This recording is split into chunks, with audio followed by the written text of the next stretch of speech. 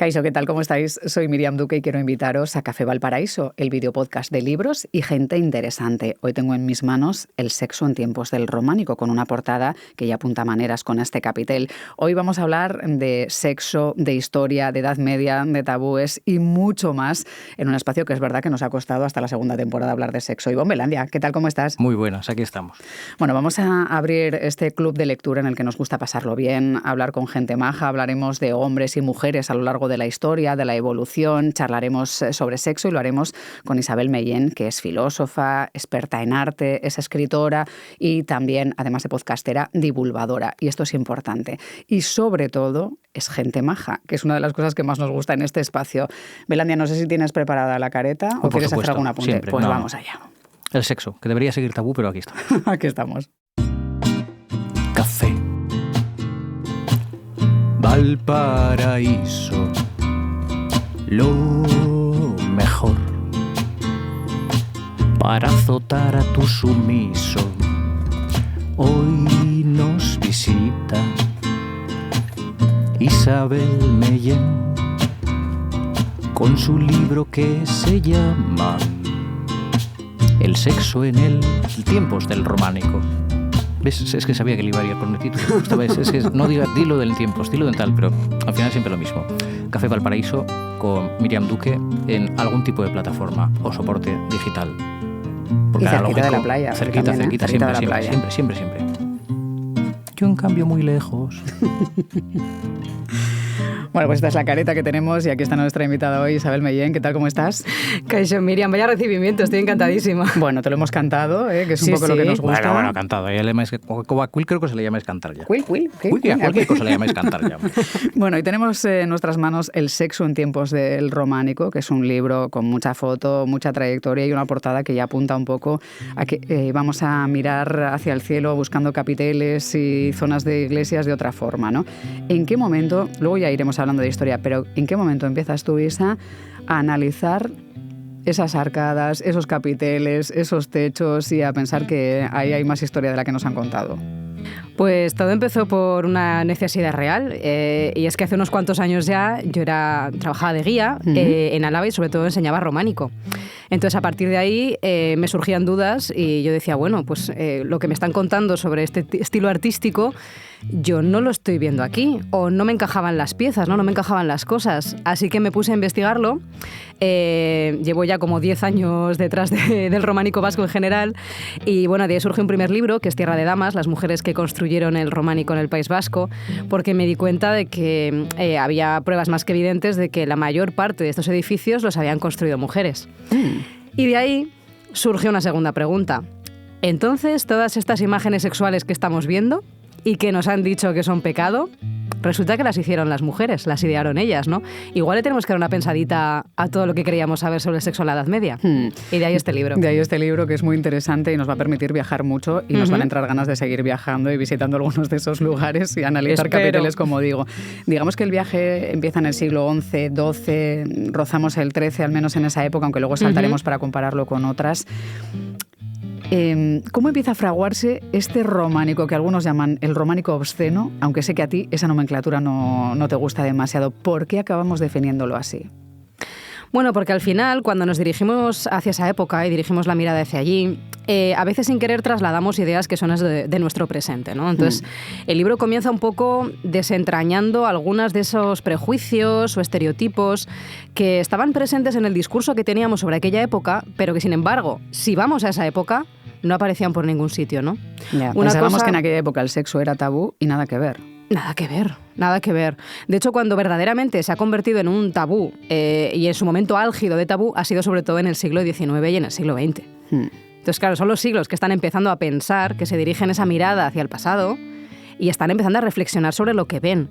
Y lo que ven, en un primer momento, no les gusta y lo llaman románico obsceno. Claro, porque empiezan a ver penes gigantes, vulvas mucho más grandes de la proporción habitual, además expuestas. Hay un poco figuras de todo tipo, ¿no? Muy desafiantes para la mirada tan oscura que hubo, como dices, muchos siglos después, ¿no? Y eso rompió los esquemas y empezaron a pensar, no, digamos que esto es pecado y punto, ¿no?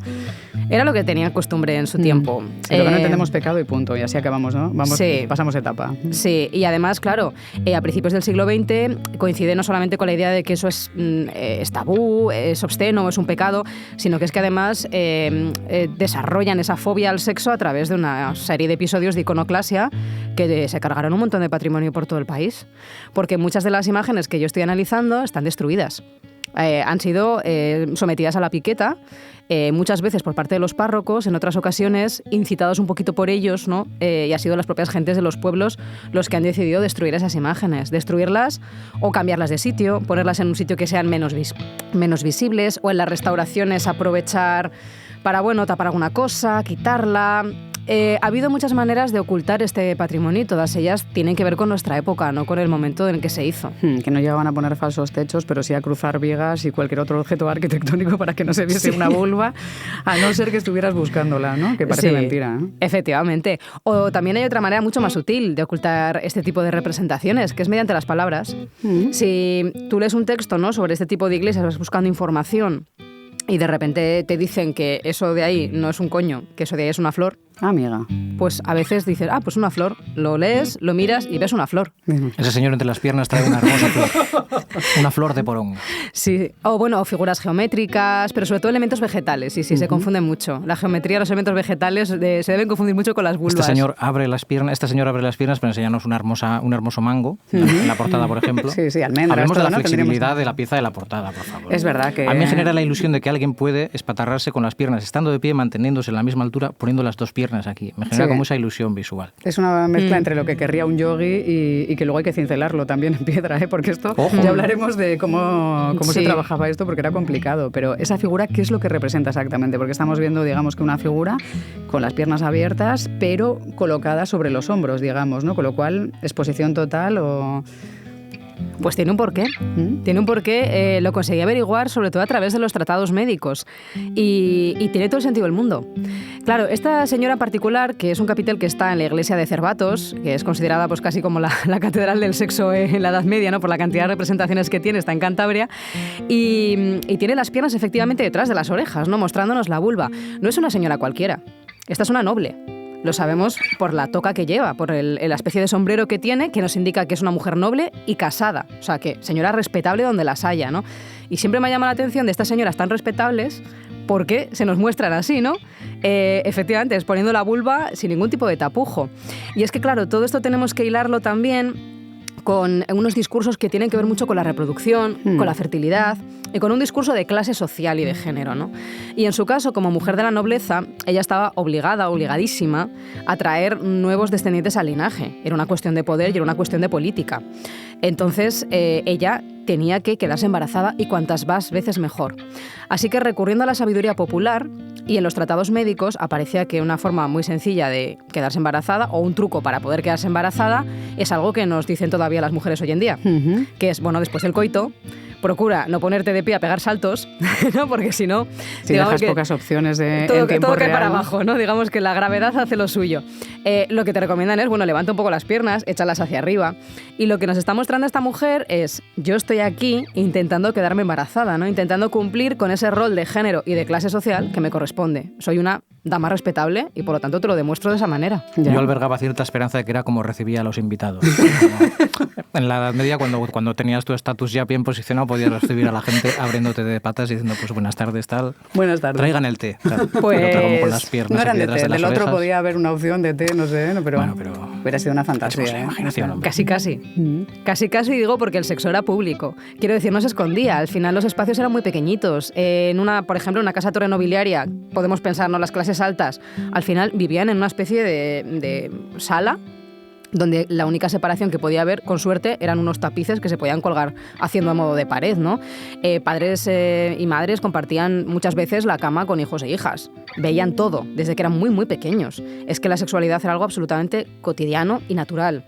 Y más aún, en la iglesia de Cervatos, donde está esta señora, se nos está contando el contexto festivo probablemente de una boda. Las bodas, pues hay de todo, hay gente bebiendo, saltimbanquis, hay comida. Y claro, en la Edad Media, en este contexto nobiliario, las bodas tenían lugar en el exterior del templo, por eso aparece todo ese tipo de representaciones ahí.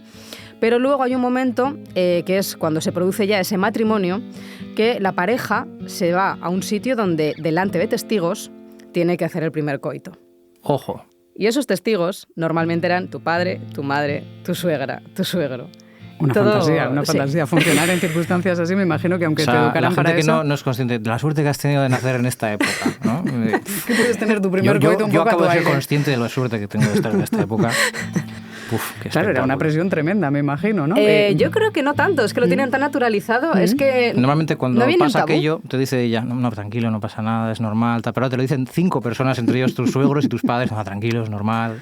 No pasa nada. Y probablemente ayuden y den consejos. Por supuesto. Sí, ¿Se buscaba confirmar la virginidad o ni siquiera era eso lo que buscaban con esa ceremonia de primer coito así un poco público? No, la verdad es que el tema de la virginidad en esta época todavía no importaba. Empezará a importar un poquito más tarde, porque estamos en un momento en el que no se ha creado todavía desde la Iglesia ningún tipo de tabú sexual. Empiezan a crearse precisamente en este momento, pero no tienen éxito en la sociedad. Venimos de un modelo sexual que tiene mucho que ver con la antigüedad.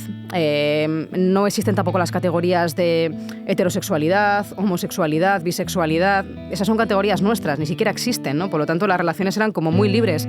Tampoco había una especial querencia por la virginidad. Normalmente, en ese contexto en el que la sexualidad era absolutamente expuesta a la vista, no había ningún tipo de intimidad, las primeras relaciones sexuales pues empezarían eso, en la adolescencia temprana, y nadie esperaba que llegases virgen al matrimonio, ¿no? Ni hombres ni mujeres. O sea, que no había época, además, la adolescencia temprana estaríamos hablando de 12, 13 años, ni siquiera lo que hoy consideramos una adolescencia temprana, ¿no? Que la vida a los 40 ya era el último estertor prácticamente, ¿no? En la Edad Media. Hay de todo, ¿eh? Tenemos señoras muy longevas, también hay señores muy longevos, hay un poco de todo, pero sí que es verdad que probablemente empezarían muy pronto porque no había ningún impedimento social que les impidiese practicar el sexo. Y más aún, en estos contextos nobiliarios, sobre todo el sexo era con miembros de la familia, normalmente. No pensemos en... Vamos a hablar de un incesto moderado, que es el término...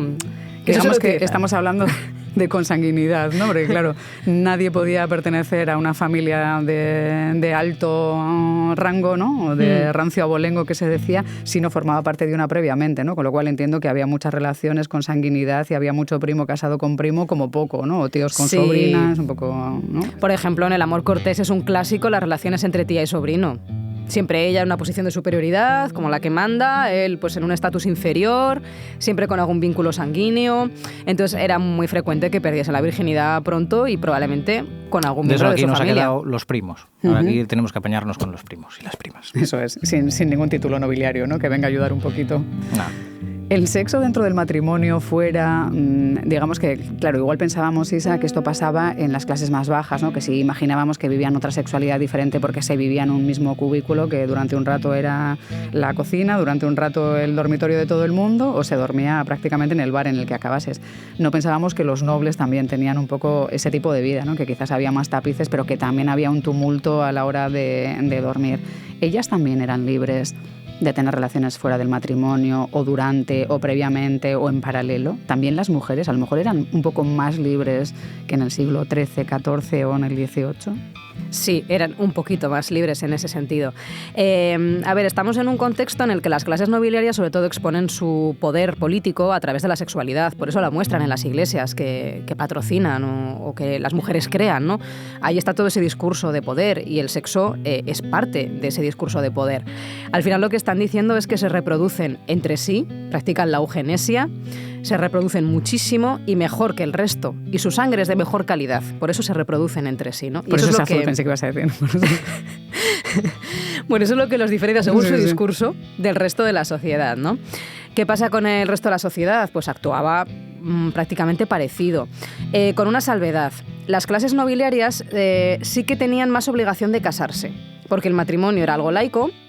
Era un negocio entre dos familias, ni siquiera entre los contrayentes, que no tenían nada que aportar al tema, les casaban, era toda una estrategia político-familiar, y sí que tenían la obligación de traer descendencia legítima, para que se produjese esa mezcla de sangres, ¿no? Que al final era lo que les diferenciaba del resto. Eso significaba que el hombre del matrimonio, el marido podía tener todos los hijos e hijas bastardas que quisiese, porque les buscaban un sitio en la familia, al final, bueno, tenía también parte de sangre, ya le buscarían un hueco. Pero las mujeres en ese caso podían tener relaciones sexuales, pero no tenían que quedarse embarazadas de alguien que no fuese su marido. Y aquí, por ejemplo, la literatura del amor cortés nos habla mucho de eso. Es como el ideal, el Hollywood de la época de estas clases nobiliarias, ¿no? Nos habla efectivamente de que son ellas las que dirigen la relación amorosa, las que tienen infinidad de amantes, el marido lo sabe, al marido le da igual. Es más, lo utiliza a su favor. Si tiene varios vasallos con los que está tonteando y prolonga la pasión amorosa, ¿no? Y luego un día, pues si le hacen un favor a la señora, pues ella les da algo de sexo, pues eso al final viene bien a la familia, ¿no? Tienen un vasallo fiel. Entonces se aprovechaba dentro del sistema. Eso sí, cuando daban ese premio, cuando ellas pues dejaban ese acceso, ¿no?, carnal, se les pedía que por favor no se casen embarazadas. Entonces, pues menos sexo vaginal, todo lo demás. Sí, porque estaba pensando yo cómo gestionaban aquello, porque claro, te podías quedar embarazada con total seguridad, salvo que el método fuese vaginas justo para capiteles, ¿no? Vulvas para capiteles. Sí, las vulvas estaban como muy enfocadas al tema de reproducción, fertilidad, pero luego hay todo un mundo aparte y esta gente era muy, muy, muy imaginativa con el sexo. Muy imaginativa. Entiendo, Isa, por lo que dices, que las mujeres, al menos las nobles, tenían una gran capacidad de decidir gracias a su cuerpo y que su cuerpo era en cierta medida una figura con cierto peso político casi, ¿no?, en el entorno, porque claro, hablamos de familias feudales, no de familias políticas. Su cuerpo era importante, ¿no?, y tenía ese valor. Claro, tenía un poder político y así ellas nos muestran sus vulvas, nos muestran los coitos, nos muestran los partos. Hay un mogollón de partos. Eso me ha parecido fascinante, que hubiera reproducciones de partos que, pasado el tiempo, luego prácticamente ha habido que parir a oscuras y sin dar gritos para no molestar y que no se viese aquello. Y en aquella época se hacía un cierto alarde de estamos aquí y estamos pariendo, ¿no? Gracias a nosotras sigue funcionando el mundo, ¿no? Efectivamente. Tú imagínate poner tu parto en Instagram a ver qué pasa, ¿no? Sí, a ver cuánto dura. Eso no dura nada. Y sin embargo, esto te lo plantaban en su iglesia, para que lo viera todo el mundo.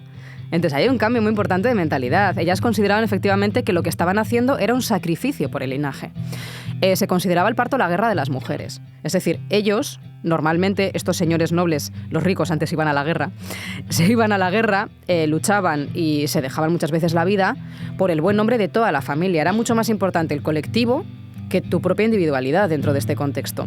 Y las mujeres hacían lo propio con los partos. Eran peligrosísimos, morían a las puertas, o sea, se jugaban la vida literalmente en cada parto.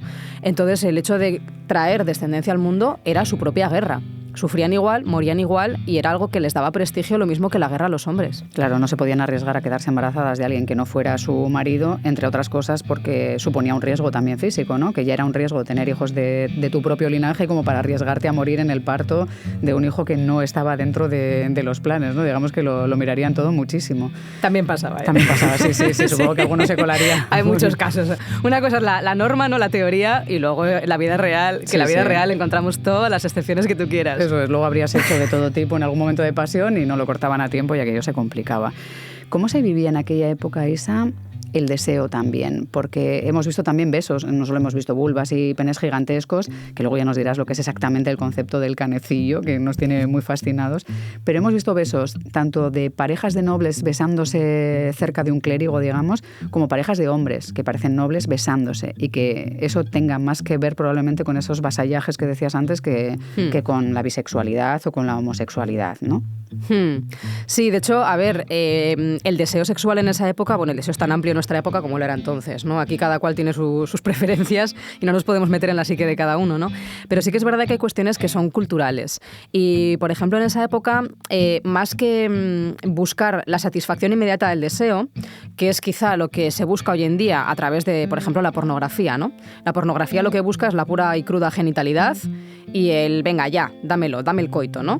Sin embargo, en esa época no, eso era la cotidianidad.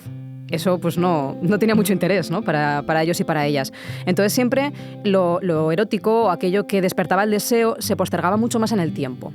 Les gustaba un poco el flirteo, el ligoteo, ¿no? El estar como cebando la tensión sexual hasta que ya no pueden más, ¿no? Entonces, la literatura del amor cortés aparece eso, ¿no? Siempre es como que, todavía no lo conseguimos, ¿no? Voy dándote largas, ¿no? Es imposible nuestro amor, espérate, y luego ya, pues cuando ocurre, aquello, bueno, saltan los fuegos artificiales, y ¿no? dura muy poquito. Era el tonteo en tiempos del románico también, el tonteo, ¿no? Sí. Lo de dura un poquito, no sé, habría que verlo en cada caso. Tengo la sensación esa de que hemos pensado siempre que la Edad Media era oscurísima y probablemente este románico del que estamos hablando nos retrotrae a los romanos, ¿no? Que tenían una visión mucho más libre del género, del sexo y de lo que era el deseo de divertirse más allá de lo que luego hubiera que hacer en tu vida particular o en tu vida marcado por la política, ¿no? Como pasaba con los matrimonios nobles, ¿no? Éramos muy romanos. Entonces... Esta gente era profundamente romana, en muchísimos sentidos, muchísimos sentidos. Y también hay que quitarnos un poco en la cabeza la idea del teocentrismo medieval, porque en esta época es que todavía no existía ni la imprenta. Entonces las noticias llegaban como llegaban. Y, por ejemplo, los primeros catecismos es que no llegan hasta finales del siglo XIV. Esta gente pues a veces tenía el credo, el Padre Nuestro y poco más. Y no había una estructura fuerte de la Iglesia, ¿no? Entonces eso permitía también que hubiese todavía una mentalidad muy tradicional, porque esta gente era profundamente tradicional. Nos parece un modelo de sexualidad como muy abierto, muy libre, muy moderno, pero es todo lo contrario, era muy tradicional. Entonces le costaba que esas nuevas ideas que venían desde Roma, desde el papado, sobre el tabú sexual, la represión, que calasen en su sociedad, ¿no? En ese sentido sí que eran efectivamente bastante herederos y herederas de la mentalidad romana. Y sobre todo una cuestión primordial, ¿no? Lo que comentábamos antes, hay hombres besándose, hay hombres que están en actitudes homoeróticas, mujeres también, pero se les ve menos en ese tipo de actitudes. Sí, porque ellas también pasaban mucho tiempo juntas, ¿no? Y probablemente las cortesanas que estaban con los nobles también tendrían relaciones entre ellas o incluso con la señora para la que trabajaban, ¿no? No sería solo cosa de hombres, quiero decir. Claro. Lo que pasa es que, por ejemplo, en imágenes sí que se les ve más claro a ellos estas relaciones homoeróticas. La guerra era la excusa perfecta para el homoerotismo. Porque al final eran compañeros de batallas, iban juntos, pues igual la noche antes de enfrentarse se acurrucaban un poquillo. Es que las armaduras sientan de bien y te hacen unos músculos que no tienes. Y hay cada decepción. Cuando entre soldados, ¿verdad? Luego... Poco pasa en las guerras, claro. Pero es verdad en los que conventos. Amiga, abramos el melón de los conventos, porque has mencionado antes lo de no era tan binario como se vivió lo de la sexualidad y la identidad de género posteriormente. ¿No binario se consideraba a los monjes, a las monjas que vivían en conventos, o había más gente que entraba en esta categoría, digamos, que se escapaba un poco a hombre, mujer y determinados gustos? Pues esta es una cuestión muy compleja, la verdad, porque la cuestión del género es mucho más compleja en todas las épocas de lo que nos creemos, ¿no? Entonces, depende a qué discursos del pasado, de la época medieval vayamos, nos vamos a encontrar, por ejemplo, en los escritos médicos, una concepción de que solamente hay un género, que es el género masculino, y las mujeres son como un hombre mal hecho. O sea, ya sabía yo que iba a ser como un error, ¿no? Claro, estamos a medio cocer, decían. Los órganos son iguales, pero al revés. Y los bien hechos somos nosotros, sí, eso es, exactamente. Somos la parte buena de este binomio. Hombre, siempre. Eso, vamos, el patriarcado no tiene ninguna duda. No. Sí, entonces las mujeres pues tenían los mismos genitales, pero a la inversa, todo hacia adentro, ¿no? Entonces era, bueno, lo mismo, pero al revés. Luego, por ejemplo, hay otros textos en los que sí que parece que se diferencia más hombre-mujer en base a la genitalidad. Pero luego tenemos puntos intermedios, que podríamos hablar pues, de terceros, cuartos géneros, ¿no? Un caso, como bien has dicho, es el caso de los monjes. Claro, el ideal de la masculinidad en la Edad Media era la masculinidad guerrera. Los hombres tenían que matar, ir a la guerra, porque eran muy violentos y les educaban para la violencia, pero luego también tenían que reproducirse muchísimo, ¿no? Entonces, un hombre que decide no reproducirse, que decide no tener relaciones sexuales, porque en esta época les empiezan a imponer el celibato a los monjes, que también te digo que la mayoría no hacía caso, pero lo intentan, se consideraba que era pues como un medio hombre. Al no cumplir esos... estaban los hombres, las mujeres que estábamos medio a medio hacer o medio a medio cocer, y luego llegaban ya los monjes que les parecerían, o los frailes, ¿no? Como el tercer elemento, ¿no? O igual estaban un poco por encima de la mujer en su mentalidad, ¿no? Sí, estaban por encima de la... Bueno, depende a quién le preguntes. Ellos van a pensar que son la cúspide social, por supuesto, los clérigos, ¿no? Dicen, no, somos la cúspide social porque somos castos. Y leemos. Pero es su discurso. Bueno, que no sé si leían, tanto como pensamos. No tanto como pensamos, no tanto. Pero si no había llegado ni el catecismo... mucho más allá no irían en aquella época, ¿no? En efectivamente, el sí. Y luego, claro, si le preguntas a una clase, ¿no? A un guerrero, ¿no? A un noble, te va a decir que son casi medio mujeres. Y sin embargo, por ejemplo, las monjas, paradójicamente, se les consideraba mujeres virago o medio hombres. precisamente por ese mismo motivo, por no tener sexo, ¿no? Por consagrarse a la castidad, porque decían que, claro, se estaban alejando de las funciones reproductivas de las mujeres, que se supone que ahí, según el estamento eclesiástico, radicaba la maldad de las mujeres y su lujuria. Entonces, al renunciar a eso, que las hacía malas, entre muchísimas comillas, mejoraban y se acercaban un poco a los hombres. Entonces, claro, depende a quién le preguntes, te va a dar una visión del género o te va a dar otra. Entonces, es una cuestión mucho más compleja de lo que parece a simple vista. También la vida en los conventos, ¿no? Porque has mencionado que, claro, supuestamente había conventos para hombres, conventos para mujeres, que tenían unos votos de pobreza, de celibato. No se cumplirían mucho porque, si no recuerdo mal, hubo cierta revolución entre los altos estamentos y llegó a haber incluso un concilio, ¿no? que hablaba, entre otras muchas cosas, también de que había que poner cierto orden porque no se estaba llevando muy a rajatabla lo del celibato en algunos sectores. Claro, entiendo que hubo un concilio en el que se cambiaron muchas cosas porque pasados los siglos nos encontrábamos que lo que parecía más libre empezaba a ser más oscuro, había más censura, se buscaba que no solo fuera religioso, sino que se lo mostraras al mundo. Había que casarse, bautizar a los hijos, era un salto, pero la comunión, todo tenía que ser moralmente muy evidente y eso era una fórmula de controlar. No sé en qué punto se pasa de esa visión en la que lo cotidiano era el sexo a conseguir que el sexo fuera un tabú y que la religión lo dejase lo más oscuro y lo más apartado posible. ¿En qué momento pasa eso? Pues es un proceso larguísimo, tanto como casi 1000 años, para conseguirlo de verdad, ¿no?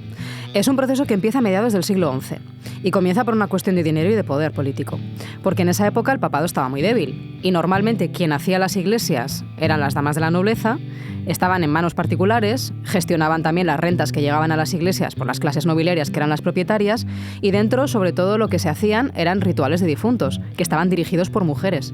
Es que creaban estos espacios como sus propios panteones familiares. Entonces, claro, estaban ahí sus muertos y ellas hacían los rituales que debían a sus muertos, ¿no?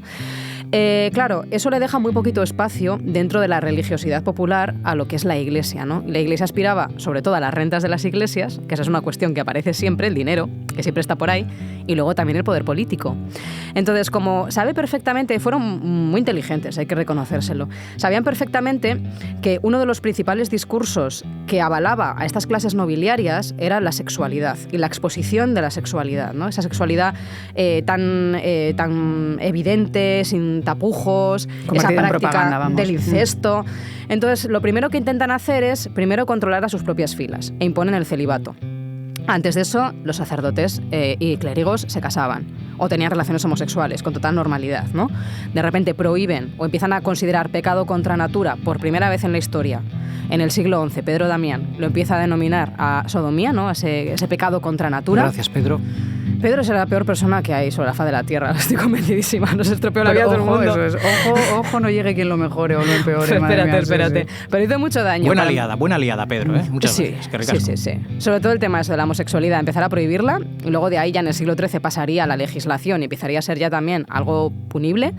Pero luego también empezó desarrolló toda la misoginia, ¿no? Que el cuerpo de las mujeres, como era un vehículo de poder político, empezaron a censurarlo, empezaron a criminalizarlo, ¿no? A decir que son todas unas lujuriosas, siempre intentan provocarles, que son la fuente de todo mal, ¿no? Y que su cuerpo es la fuente de todo mal. Y enseguida empezaron a intentar controlar el incesto y a controlar los matrimonios, porque era una cuestión laica, ¿no? O sea, fueron directamente a atacar la sexualidad. Sabían que ahí estaba la piedra angular de toda la estructura social de su tiempo. Y fueron, poco a poco, intentando convencer de esta idea. En esta época del románico, que es cuando empieza precisamente esos discursos, todavía no están convenciendo a nadie. Y de hecho se lo toman un poco a risa. Hay sectores de la población que se ríen bastante de los clérigos, ¿no? Y de esa decisión de no tener sexo. O sea, les parece como algo muy, muy rocambolesco, ¿no?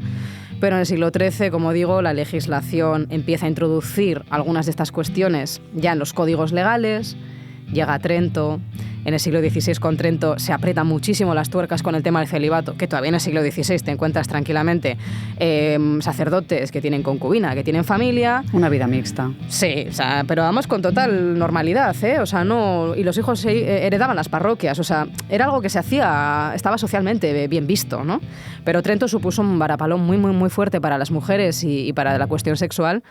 Y luego, siglo XIX, siglo XX, es cuando por fin la Iglesia consiguió el poder de todo. El control de las iglesias, bueno, eso ya en el siglo XXI con las inmatriculaciones, consiguió también controlar la mentalidad de todas las clases sociales, instaurar los sacramentos para controlar todos los ritos de paso y toda la sexualidad, imponer el tema de la virginidad hasta el matrimonio, imponer el tema de la castidad y sobre todo criminalizar el cuerpo femenino.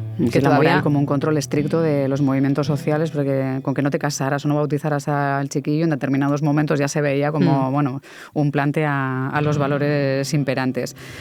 Poco me parece lo que se ha derruido, visto el modelo que se impuso tras Trento, como decías, Isa, que no dejaron un capitel en algunos sitios y un milagro que hayan quedado otros, como nos cuentas en el sexo en tiempos del románico. Me gustaría hablar de algunos ejemplos. Hemos oído que hay que visitar Santa María la Real de Sangüesa, por ejemplo. Aquí es donde hay dos canecillos que me gustaría que explicases lo que son. Y es la evidencia de que uno está en el formato original, digamos, con vulva expuesta, y luego una suerte de reconstrucción traicionera, con todo muy tapado, las piernas ahí un poco como señora en rebuño, digamos, ¿no? Ya reconstruyeron pensando, esto no, y no nos cargamos la otra de milagro, ¿no? Que sería un ejemplo de lo que pasó en cuanto pudieron meter mano, ¿no? Efectivamente. Canecillos es muy fácil. Son esas piezas que están como sujetando el alero y que suelen tener decoración escultórica. O sea, hay que mirar hacia arriba, ¿no? Justo donde está la parte del tejado. Como si buscáramos gárgolas, pero son las figuritas, ¿no? Digamos, ¿eh? Pequeñitas, unas piezas que tienen una función estructural, que es sujetar justo pues, las tejas, ¿no? Pero bueno, es una pieza muy típica del románico y sobre todo son interesantes porque tienen muchísima decoración. Entonces ahí hay mucha información visual, ¿no? Que nos interesa. Sí, sí. Y en el caso de Sangüesa, de gran tamaño. En algunos casos efectivamente. Porque hay algunos penes que van contra las normas de la gravedad, bueno, casi. Toneles. Sí. Toneles, auténticos toneles. En Sangüesa, ¿qué nos recomiendas mirar? Además de los canecillos. Bueno, en esos canecillos hay, se puede ver muy bien ese choque de mentalidad entre una época en la que ya se ha implantado el tabú sexual, que es principios del siglo XX, y una época en la que todavía no existía ningún tipo de tabú, que es más o menos siglo XII finales, que es cuando más o menos se creó esa iglesia, ¿no? Hay un canecillo que es una mujer que aparece pues, con unos pechos generosísimos, porque pues no sé por qué el taller de Sangüesa decidió que todas las mujeres tenían que ser muy pechugonas allí. Aparece también abriéndose las piernas, en el gesto de abrir las piernas, está mirando hacia arriba y nos enseña la vulva. Y las vulvas en el románico son perfectas anatómicamente. O sea, tienen todos los detalles, vamos, pero súper bien delimitados. Y muy cerquita hay otro, una copia de ese, que se hizo durante la restauración, porque faltaban piezas. Entonces, como faltaban, para rellenar los huecos, deciden copiar algo que ya existe. Y copiaron este mismo canecillo, pero hay diferencias sustanciales. La señora ya no tiene pechos de señora, tiene una especie de pectorales, que son rarísimos. Es una cosa así como que no sabes si es un señor musculando. El gym se te ha ido en las manos. El tren superior nos hemos pasado, tíos. Las piernas tampoco ofrecen nada, o sea, no hay un ofrecimiento. No hay un mundo. ofrecimiento. De repente parece que tiene como un gesto más recatado y como que se está cerrando las piernas en vez de abrirlas, ¿no? Y sobre todo, lo más curioso de todo, esa señora no tiene coño. Eso es. Ha desaparecido. Entonces dices, ¿qué pasa aquí? Y aquí ya se dice la historia de cómo se hizo la primera Barbie. Podría ser. Es verdad que hemos visto muchos ejemplos por aquí que nos hacen preguntarnos por el espinario, qué eran exactamente, porque hay muchos. Y hay otra cuestión que me gusta mucho, que ahora no la encuentro, pero es una especie de vulva también hecha como en una figura que se mueve, ¿no? Que no sé si eran los bachets, que en algunos lugares pues se utilizaban, que no sé qué representaba en la sabiduría popular o para qué se utilizaba, ¿no? No sé si también era un poco en esta línea de mostrar poderío nobiliario. No, los ballets o pines es una cuesta... Sí, que lo he pronunciado yo como para que descubrieras a qué me refería. Sería batch, pero bueno, nos hemos entendido. Los presupuestos, ¿no? Eso es correcto. Muy bien, Duque. Vale, ánimo. Vamos a llamarles pines, que es más fácil. Pines. Eran pines, que la gente llevaba en su ropa. Son pequeñitos. Y llevaban una vulva, pero si esto hoy sería rompedor totalmente. Sí, y además esa vulva, o sea, son personificaciones de vulvas y de penes también. Entonces, pues igual tenemos un montón de penes que están llevando a una vulva en procesión, que yo siempre me acuerdo de las procesiones del Chumino Rebelde y la que se montó. Sí. Pues nada que no se hubiera hecho con total normalidad en la Edad Media.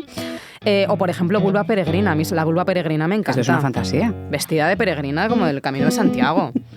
Y estas han aparecido... Eso es una vulva perdida, entonces. Fíjate lo que ha hecho la historia, eso en mi cabeza, que leí pines, pero lo pronuncié mentalmente como en otro idioma, pensando no pueden ser pines de verdad, ¿no? Pero yo mataría por poder llevar uno así, no sé. Hoy en día hacen reproducciones. Sí. Qué fantástico. Sí, hacer reproducciones porque obviamente todo el mundo queremos llevar eso encima. Sí. Y en la Edad Media también. Nunca sabes cuándo puede hacerte falta.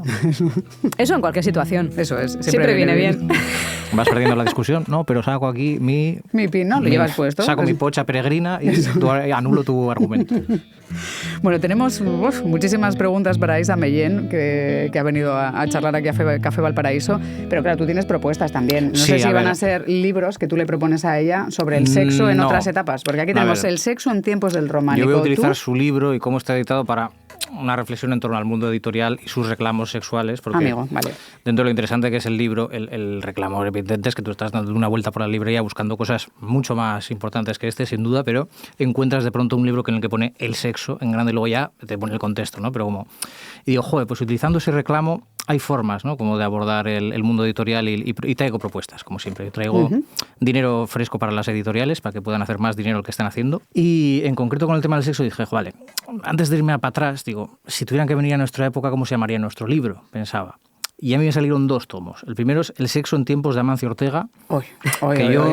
Esto es un poco en torno a la gente que piensa que este mundo es una simulación, ¿no? Y pues hemos llegado al momento en el que los que tienen el preso de la simulación dicen, hay que bajarle el preso, hay que los acabados tal, que la gente empieza a follar un poco más chusco. Y en concreto con los sexos de Amancio Ortega pienso, pues, por ejemplo, que el petting está en horas bajas porque pues, el material es el que es y se desgasta aquello y pues igual tienes que volver a casa y te han pillado, porque se va el pantalón.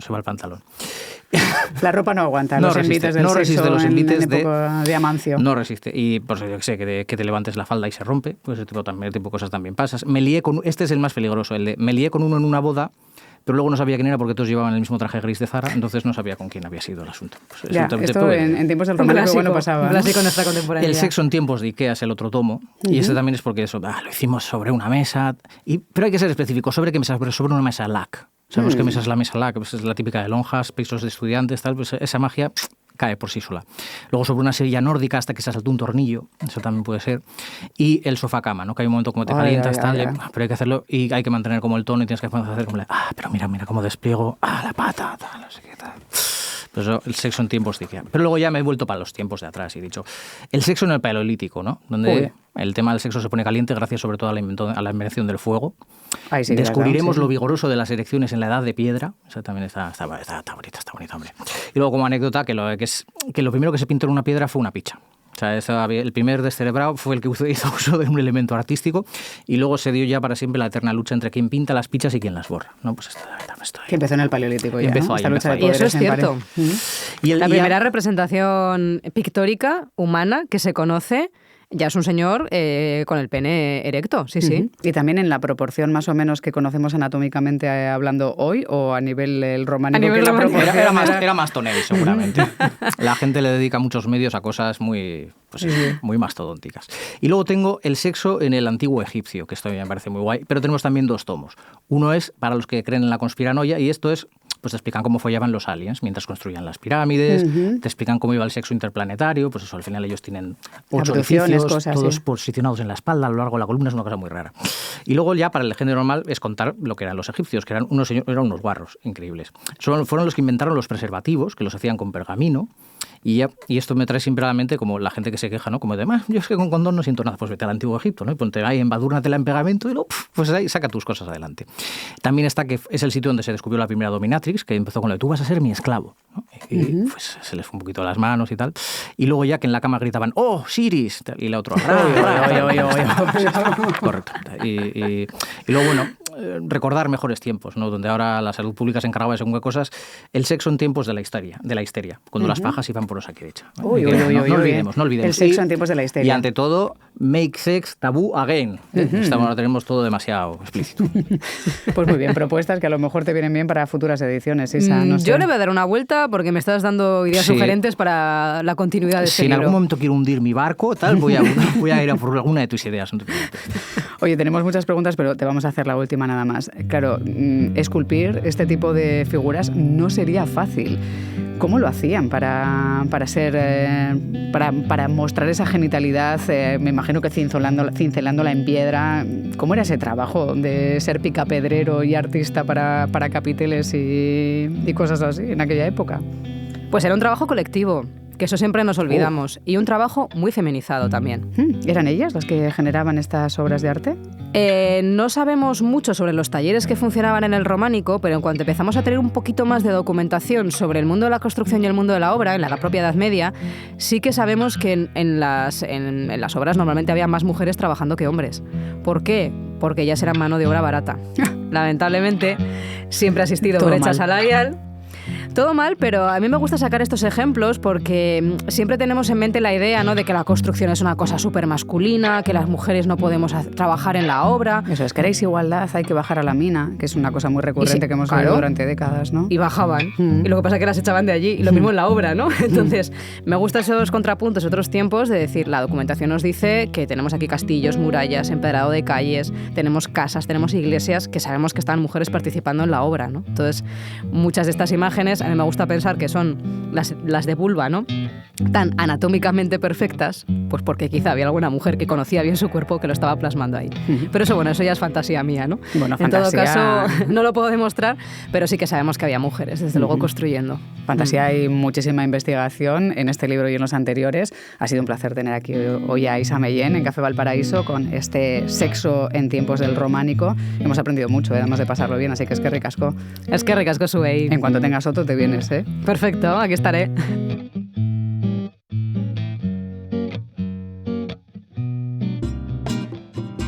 Has escuchado Café Valparaíso, el videopodcast de libros y gente interesante.